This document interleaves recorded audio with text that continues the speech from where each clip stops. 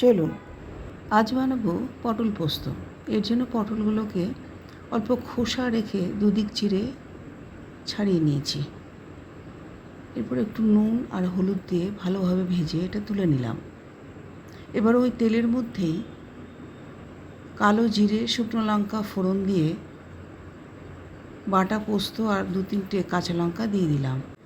এখানে এবার পোস্তটা আমি একটু কষাবো। এর উপরে দিয়ে দিলাম পরপর নুন, হলুদ আর একটু মিষ্টি। জাস্ট এইটুকুই কষাবো।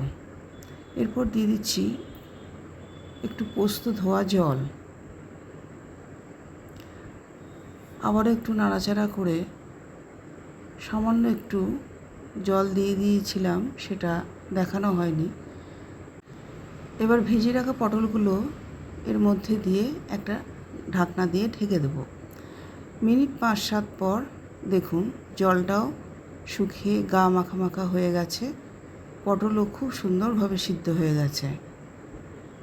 এটা পুরোপুরি তৈরি হয়ে গেছে। এটা প্লেটিং করছি। দেখুন খেতে ভীষণ সুন্দর হয়েছিল। গরমে তো পটলই প্রধান, আমরা যারা নিরামিষ খাই তাদের কাছে পটলই প্রধান, তাই বিভিন্নভাবেই করে খেতে হবে। তাই আজ বানিয়েছিলাম পটল পোস্ত। আপনারাও করুন, খান, আর গরমে সবাই ভালো থাকুন।